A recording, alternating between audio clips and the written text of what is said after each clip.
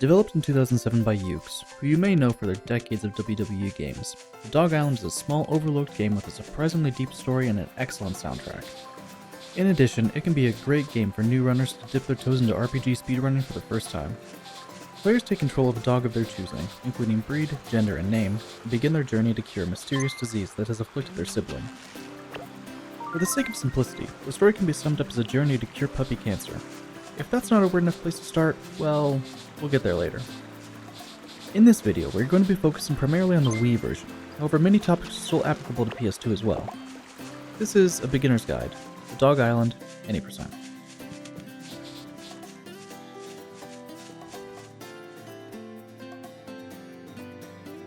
The Dog Island is very simple mechanically.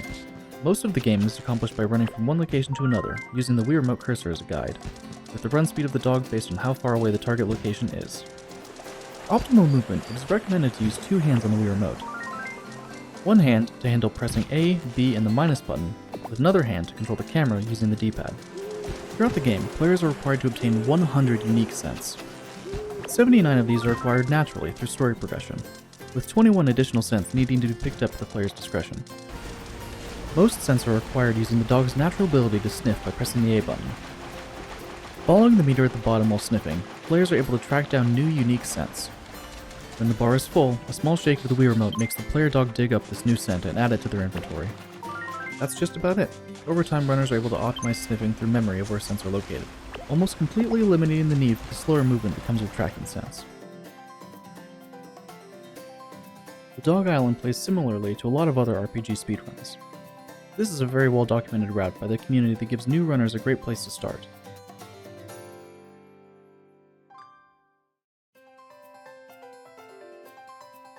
The start of the run is fairly straightforward, effectively just following the regular story as intended, being sure to skip all cutscenes by pressing plus and mashing through dialogue as fast as possible.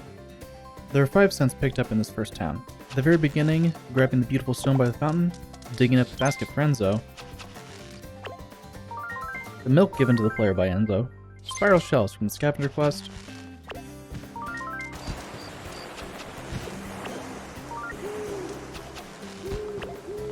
and colored glass that can be found near the second spiral shell. After leaving Perolo Town, runners find themselves on a boat for a while.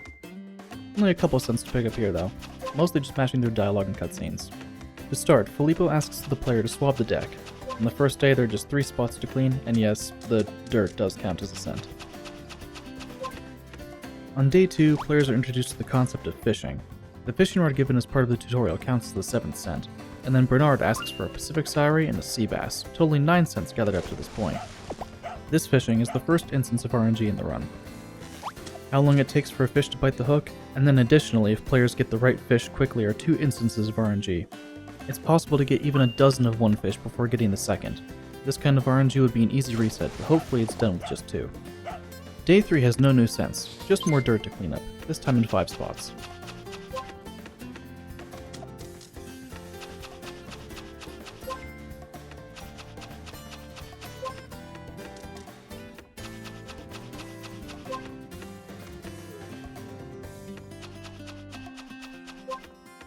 After cleaning up the remaining dirt, skip a few cutscenes and runners find themselves at their destination of the Dog Island. The remainder of this first split is mostly a lot of walking between cutscenes. During a first run, this is a good time to get acquainted with where things are in Pupsville, as runners will need to revisit Potan and Noble multiple times over the next couple hours. One final scent picked up in the player's new house is the smell of a small fairy named Patassi. Patassi is effectively the equivalent of Navi, for those familiar with Ocarina of Time. After one more quick talk with Noble, walking to the center of town triggers a cutscene, ending this first segment.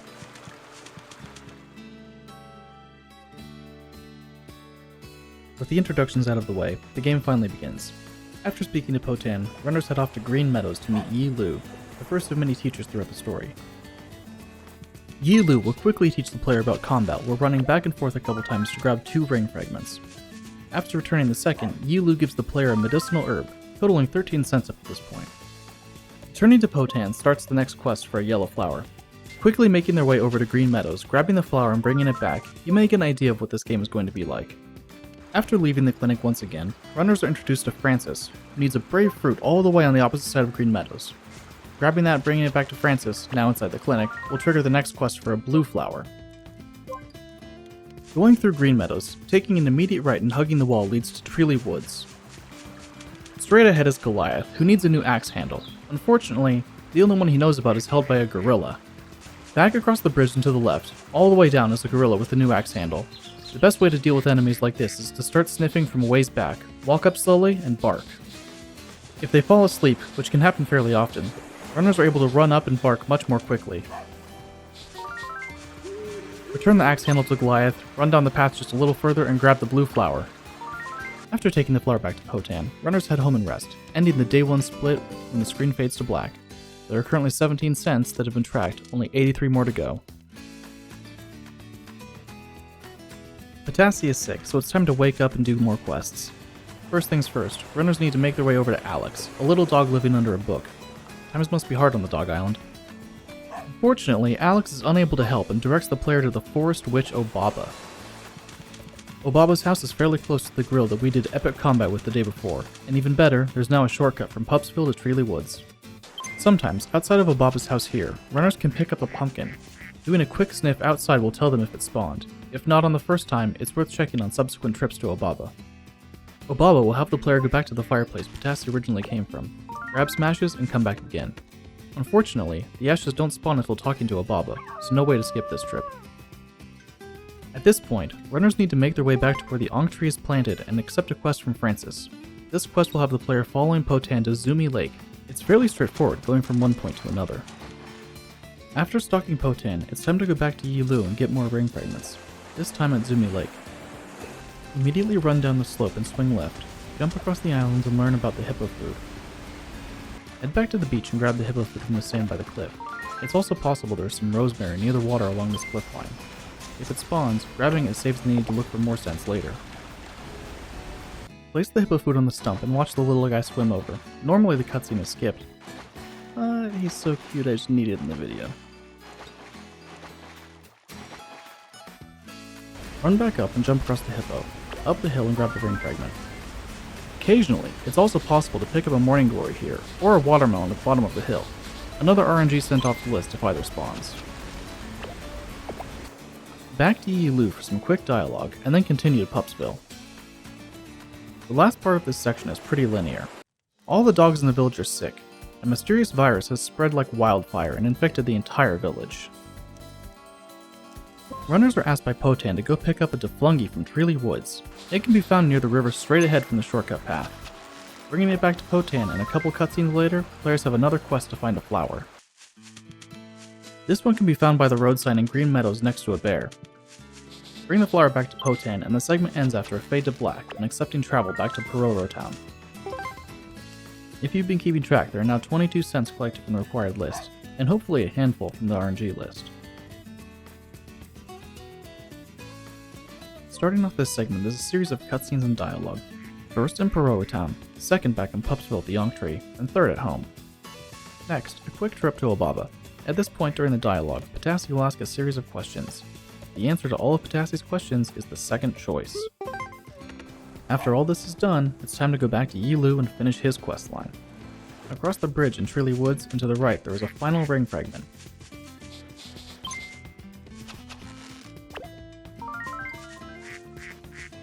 Also nearby between two trees is a special grape that is an easy extra scent and will always be there. Return the ring fragment to Yilu and mash through his dialogue. Except be careful, he does ask the player if you want to hear his life story. Runners are able to say no, but the default option is yes. With Yilu's quest complete, off to Zoomy Lake and further for new areas. Around the middle of the lake is a second stump for hippo food. This time the food can be found back on the island where Potan was located before. Rarely there is also another scent near the hippo food, so pick it up if it happens to spawn.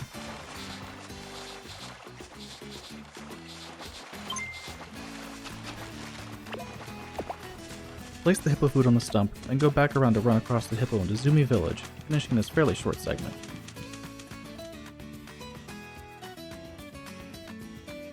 Now in Zoomy Village, run straight ahead to meet Road, the second Sniff master who will be training the player. Road now sends runners off to Hoya Plains, and oh boy is this one a doozy. Immediately in Hoya Plains, right next to the second snake in a grass patch is some elephant food. Now take the elephant food a little further ahead to place on a stump and move the large guy forward. This next part can be a bit tricky. Running back and onto the large open area, the first boar has an item. This boar can become aggressive from a very large distance, so the best way to get close is to run around at a distance and start walking up slowly. It's very likely to fall asleep, at which point runners should run up very quickly and bark before it wakes up. This rewards the player with a giraffe's note. Back up a little and up the slope here, jump across the elephant that was moved earlier and grab the lotus flower. Occasionally there can be another scent up here as well, so it's worth grabbing it when there is. Dropping back down, runners find their way over to this giraffe here. Using the giraffe's note, they are brought up to the higher cliff and can make their way forward. All the way at the end here is a flower vase that Road asked the player to find earlier. Grab it and take it back to Road inside his dojo. This next part takes a while to run, but will go by fairly quickly when explained. Outside the dojo, talk to Boris and pick up the firewood he needs to deliver. Bring that firewood all the way back to Noble. After a quick cutscene, talk to Alex and pick up the mapstone scent. Now, all the way back to Hoya Plains. Talk to the second giraffe here, and head up all the way to the end of the path for the mapstone.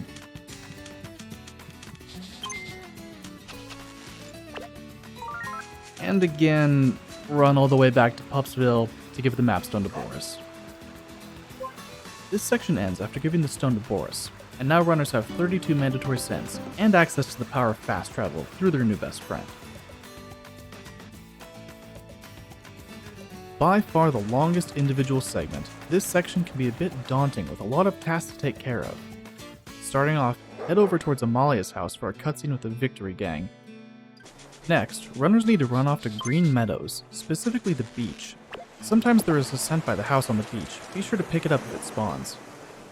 If not, there are a couple more times that this area will be revisited. Talk to Bill here and go off to Treely Woods to find his gang badge. Near where the fourth ring fragment was found earlier, there's a gorilla on the other side of a couple trees. Between the two trees is where the runners will find Bill's badge. Picking it up without angering the gorilla can be tricky. But the even trickier part here is now letting the gorilla kill you. If it falls asleep, just run back to Green Meadows normally. However, if it is still awake, anger it and let it kill you. If done properly, death warping to the start of the area should be slightly faster than running all the way back. Quickly return to Bill with his badge before heading back to the Victory Gang hideout. At this point, the gang members challenge players to hide and seek. Thankfully, this is a speedrun, and the dogs are pretty bad at hiding, always choosing the same 3 spots. First, right here behind Amalia's house. The second, in the grass behind Dorothy's house. And the final, in the flowers behind a house labeled A House. After showing the Victory Gang what's up, go over to Boris and fast travel to Zoomy Village. Be sure to say no when he asks if you want an explanation. Run over to Hoya Plains and talk to Christina at the very back, and then place the lotus flower that was picked up earlier on the stump. This will take runners all the way back to Pupsville and into Christina's room. Right here next to Dougal is some silver. Runners should try and dig this up without sniffing to avoid the risk of accidentally talking to Dougal and needing to listen to his overly long spiel on fish. On the opposite side of the house is Peter, who wants to give a romantic drop from the desert to Amalia. Alright dude. Over at Alex's house. Look. Skip some cutscenes and say yes to Amalia, then grab a candle from inside the Victory Gang hideout to give to Alex. Now, Alex wants to give the player a riddle? Well, the answer is nail, the second option on the list. Quickly run to Potan's clinic for a cutscene with Francis. Be sure not to forget this, as it's a quest that can be finished very quickly, but only if it's picked up before this next trip to Zoomy Village. Speaking of Zoomy, time for our best friend Boris to take the player over there. Almost immediately behind the player, Clark will pose a challenge to catch a cabbage butterfly. Runners are now able to catch bugs. This is an excellent way to pick up extra cents, as the minigame doesn't take very long, and bug locations have very little RNG, since players can see at least what type of bug it is before starting. Further ahead, near the Zoomy Lake gate, Curtis wants the player to fish up for a black bass. Oh no. Remember way back at the beginning when fishing RNG was first mentioned? Well, this is the most brutal RNG in the run. Out on Zoomy Lake, the first pier to the right is where runners need to fish. First try black bass is a massive time save. But any additional fish found do count as new cents, so there is some trade-off. Once a runner starts getting duplicates, however, the benefit of continued fishing starts to become a strict time loss. Fish and pray that the black bass comes quickly, then run off near the Zoomy Lake entrance to grab a guaranteed cabbage butterfly near a snake. With Fish and Bug in hand, run back to Zoomy Village and deliver them to Curtis and Clark respectively. Now near the dojo is a dog by the name of Elaine. Talk to her to complete the quest picked up from Francis earlier. After mashing through some dialogue, runners should make their way to Hoya Plains one last time and off into South Sandy Desert. Run across the desert, and in the middle of the pyramid on the opposite wall will be the romantic drop that Peter wants. Sniffing occasionally during the run to see if any random scents spawn can be a good idea for runners that know they need a couple more. Straight through Giggly Village and off into the North Sandy Desert, there is a guaranteed special flower scent on the eastern dune next to a cobra. This cobra can complicate the scent pickup if not done quickly. On the opposite side of the desert is a small oasis, and on the south side of this oasis is an ash tree scent. Be sure to pick this up before taking Boris back to Pupsville. Back in Pupsville, it's delivery time. First, runners need to go to the furniture dealer near Potan's clinic to pick up some expensive furniture for Noble. Now, take the ash tree from the desert over to Jeremy. His house is fairly close to Noble's. Bringing the romantic drop to Peter and giving Noble his furniture delivery should wrap up this series of fetch quests. Go back and report to Mary Teresa before checking on the Yonk tree. Almost done with all these miscellaneous fetch quests. Runners should take a quick trip over to Green Meadows and talk to Bill. Our old friend wants a crab. The poor guy just hasn't realized that what he's looking for is 5 feet away in the sand. Bring Bill the crab and now take Boris back to Rhodes Dojo in Zoomy Village. Talk to Rhode and we are finally done with this section. Congrats, runners at this point should have 46 guaranteed cents and a good chunk of the extra RNG cents. Rhode now has no more to teach, and it's time for runners to meet the final Sniff Master, Tao. Before Tao will accept a new student, it's off to the desert again. South Sandy Desert has a Sphinx, which gives the player a quest to find an ivory key.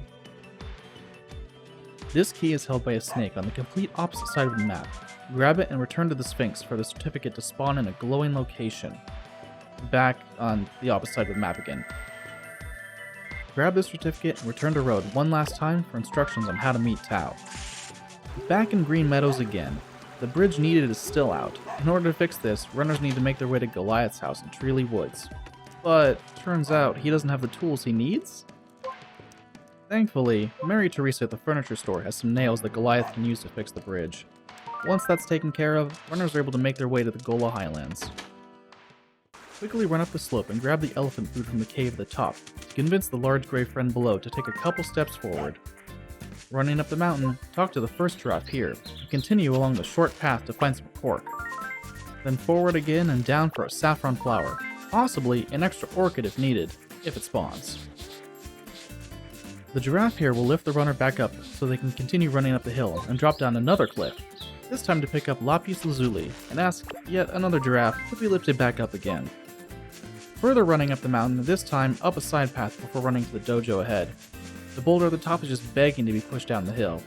Finally, off to the dojo to meet Master Tao and finish up this short segment. Before talking to Boris, there's likely a green grape under one of the dojo windows. Which window it's under is random, but a quick sniff will determine which one it is. Now, take Boris back to Pupsville and meet up with Alice in the same room that Peter lives in at Noble's house. Alice will give the runner a key that they can take back to Gola Highlands and across the nearby bridge into Chiro Village. Enter the Chiro Caves and follow the path forward.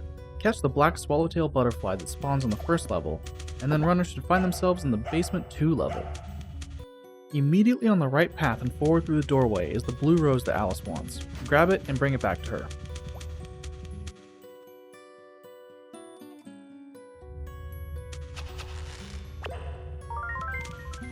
At this point in Pupsville, if a runner notices their health is lower than they are comfortable with, resting at home and healing up to 5 hearts is greatly encouraged. Exact comfort levels come with experience, but this next segment can be incredibly brutal. Off to the Chiro Caves once again, this time in B2 taking the left fork going all the way down to B3. Henry is here again. We saw him earlier when fixing the bridge in Green Meadows, and he gives a scent for some heavy stones needed to open the door. Before doing that though, bark at the gator in the middle of the room for some cough drops, and pick up the chrysanthemum near his body if it happens to spawn. Back on B2, runners need to pick up 4 heavy stones while being harassed almost endlessly by the bats of the cave. All 4 stones can be found doing a quick loop around this early section.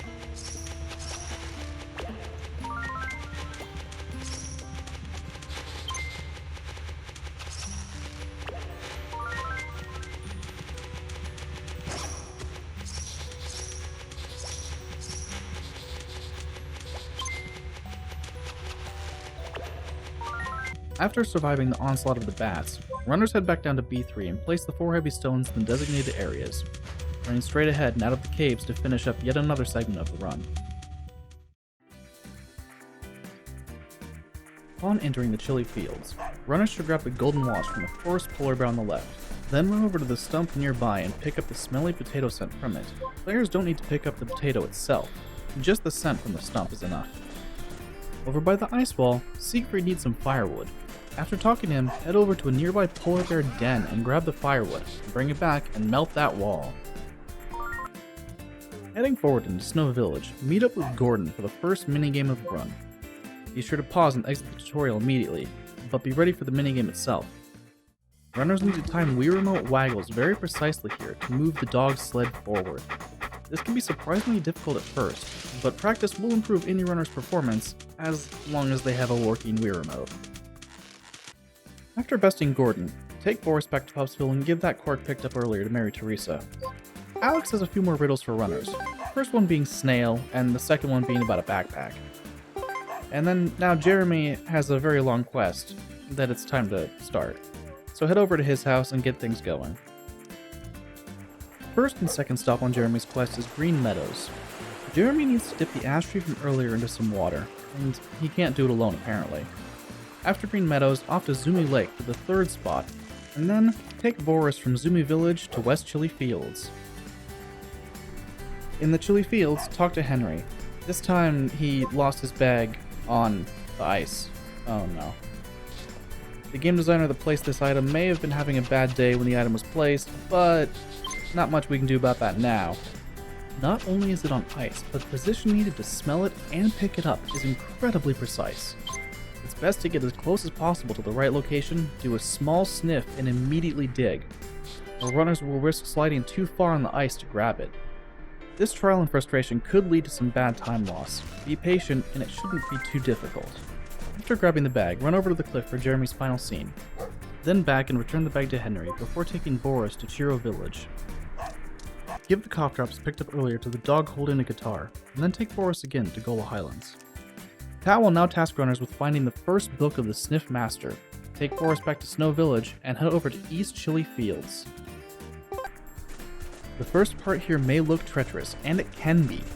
The game tells players to bark at the penguin in front of them and follow the path they take across the ice. However, the path the penguin takes is random. Luckily, the tiles which are safe are always the same, so on screen here is an image depicting the fastest possible path across the ice. With a little bit of practice, it shouldn't be too hard to follow this path without the help of the penguin. On the opposite side of the ice, next to the igloo on the right, is where runners will find the book they are looking for. Also, near a polar bear within the vicinity is an easy to pick up cinnabar scent. At this point, especially if the earlier gorilla death warp was skipped, runners will need to death warp here to the polar bear. Death warping has the added benefit of emptying the player's inventory, which is likely close to being full depending on their RNG from fishing at Zoomy Lake earlier. Take Boris back to Tau and wrap up the chilly segment part of this run with 66 cents and hopefully close to 21 of the RNG cents needed to finish the game. The first major milestone is now upon the runner. It's time to take control of the Victory Gang and become the mob boss of Dog Island. In order to do so, there are still 2 more members to impress, meaning 2 more minigames to best them in. First things first, take Boris back to Pupsville, check on the Yonk tree, and go to bed. On the next day, go straight to Tau to receive instructions on which dog to impress next. Take Boris to Giggly Village. Near the house with the mailbox, Will is waiting to ambush the runner with a challenge. That challenge is... race? Alright. Exit the tutorial and be ready to race Will through the forest. Lucky for runners, Will is a little too noble and sticks to the designated road. That doesn't stop the main character though, as the player is able to direct them in straight lines from one point to the next, and complete the race without ever really seeing Will after the starting line. With Will defeated in record time, head off to North Sandy Desert to deal with this sandstorm that's been plaguing the region for a while now. Sair has lost his magic stick. Not sure how these dogs are losing magic sticks, but luckily it's pretty easy to find just off in a small cave to the west. Return the stick to Sair and end this sandstorm for good. Take Boris back to Pupsville and pick up some new quests from Wilbur out by the cow pen and our old friend Peter who wants a premium hibiscus to impress Somalia with. Oh boy. accept both quests and head back to North Sandy Desert. The hibiscus is found at the oasis near where the ash tree was earlier, and then leaving the desert and heading off to the newly accessible dry valley. In the middle of this triangle formation is a vial of burning water. Oil, probably. Watch out for the vultures here as they really hate dogs, and if they grab you, it can take a while to get back down. Runners continue moving forward through the dry valley, and at this point, if they are short of the 21 RNG cents needed, this is one of the last opportunities to catch up without having to backtrack. Once at Rune Village, immediately turn and go to the shop. At this point, buy at least one of everything. Each item picked up here is a cent, and the first few in the list double as healing items that can be useful coming up. Near the center of the village, Molkoy will appear to challenge the player to one more minigame. This time, it's soccer, or football. First to 3, McCoy can be a bully, but as long as the player is able to get the ball in faster, it shouldn't take too long. At this point, take Boris back to Pupsville and make deliveries to Wilbur and Peter. Then it's time to meet Malshige at the store next to Mary Teresa's furniture store. Malshige wants a beautiful flower from the North Sandy Desert. That unfortunately doesn't spawn until they let the runner know that they want it, so back to Boris once again. The flower can be found next to this cactus on the far west side of the desert. Grab it and quickly head back to Malshige. After that detour for a flower is taken care of, runners head back to Victory Gang hideout and end this segment by claiming their title as the new gang leader. Not much more cent collecting to go. At this point, runners should have 77 guaranteed cents from the route, close to, if not all 21 RNG cents, totaling 98 cents this time. Boris over to Rune Village and speak with Tancredi by the Rune Caverns path. It seems a snake stole his hat. Uh-oh. Head into the caverns and steal that hat back from the only snake here. There is also very likely a star fruit that spawns in this room if runners are willing to take the risk in picking up their last RNG cent here. It's worth it. Return the hat to Tancredi and head over to Tao. This next part is going to require a lot of fast traveling, so let's get it over with quickly. Tao gives runners the scent for the second book of the Sniff Master. Back to Rune Village to dig it up behind a bush. Back to Tao again, deliver the book. Boris to Pupsville for an Ankh tree scene. Boris back to town, and at this point, if the runner doesn't have 100 total cents, Tao will not allow them to progress. If 100 cents have been gathered, it's time to ramp up the story to 11. Boris back over to Rune Village and head over to Rune Canyon. Runners should be hugging the wall on the left of the canyon to avoid any angry bulls or vultures. At the pond here is one last instance of fishing RNG. It's not as bad as Zoomy Lake, but runners will need to keep fishing until they pull an ancient fish here. Once the fish has been acquired, climb the stairs up to the Kunkka ruins. Open the door and keep running forward. Place the ancient fish on the pedestal and keep going. In this lower level, runners should make their way around to the top right to get a scent for a button. After grabbing the button scent, the bottom right corner of the map will have the button to press. Then, back to the previously closed door will be a gold dog statue. Then, up to the top left corner of the map to grab a silver dog statue behind a fake wall, being sure not to go through the center of the map before grabbing both statues. Now, over in the center of the map, place the 2 statues and enter the large room in the middle for the Sniff Master medal, ending this segment and becoming a real Sniff Master.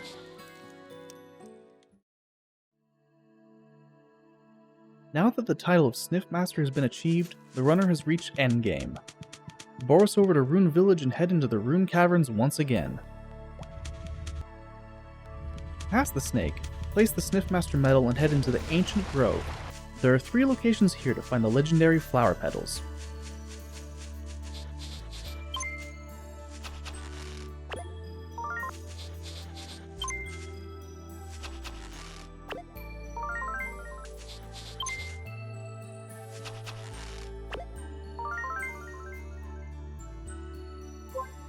After each petal has been obtained, take Boris back to Pupsville and head to Green Meadows. Skip through any cutscenes depicting the world coming to a catastrophic end and head to Ankh Road, aka basically the world of gods and fairies or something. Begin making your way through Ankh Road's numerous puzzles, starting with this falling platform puzzle. Sniff occasionally is needed to stay on the right path, but the path itself never changes, so eventually a good runner will be able to do this without sniffing at all. Forward more and runners should notice a large room on the right.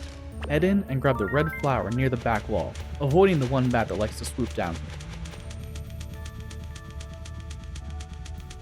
Place the flower in the small pedestal and then jump on the larger one to teleport to the next room.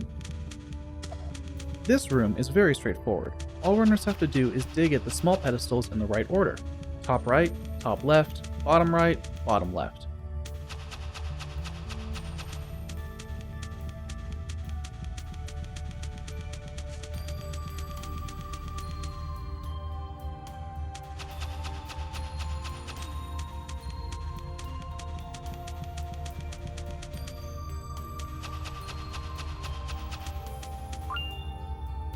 Then step on the large pedestal in the middle to head for the third room. This final puzzle has the runner go immediately back and press a button to open a door. Head through the door to another teleporter, and then the large pedestal to open the Aunt Queen's door. Barge straight in and skip through the impending apocalypse to be teleported back to Kunkka Ruins. Inside the Kunkka Ruins, immediately go right out the first door and follow the path as far as possible. At the final branch, the leftmost path has a small switch at the end of the hallway needed to open a door. From here, runners go back around all their way and make their way to B2. On the B2 level, runners make their way to the closed door, sniff for a scent, and then in the same room, run back to find the button on a wall and open the door. Just past the door is... more fishing? Thankfully, the only fish that can be found here is ancient fish. There is some RNG in how long it takes for the fish to bite, but that's it. Grab one and head forward, placing the fish on the next pedestal and going down to B3. If at any point in B2 a runner is taking damage, it's recommended to use those healing items picked up earlier just in case. A death in B3 would be a massive time loss. B3 is a boss fight against a massive skeletal dinosaur. Sniff around to find which of the 4 buttons to press. The strategy here is to quickly run towards one button. Based on the strength of the scent, a runner should be able to determine which button is correct. An almost full meter means it's correct. An empty meter means it's on the opposite diagonal, and anything else means it's one of the adjacent buttons. Do this 4 times to finish phase 1 of the boss fight. Phase 2 is actually much easier. Simply run to the middle of the room and start digging. After successfully digging in the middle of the room, the fight is over. This final segment is a minecart minigame. Recently, the community has discovered there's an optimal path to take in this minecart game, resulting in the shortest possible time. This path is left, left, left, right, right, left, right, middle, left, left, middle. Take this path and the minigame should end fairly quickly. After a series of dialogue, run on over to Green Meadows for one last cutscene. Say goodbye to Potassi and be ready. After 2 short load screens, time stops as soon as the first frame of credits appears on screen.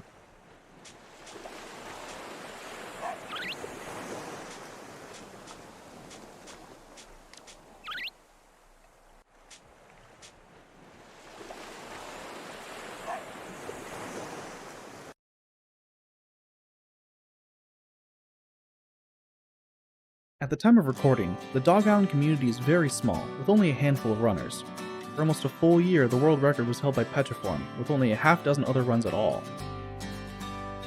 If this game seems like something you'd like to run, check out the existing runners, and hopefully this video was a helpful explanation of the any % route for you.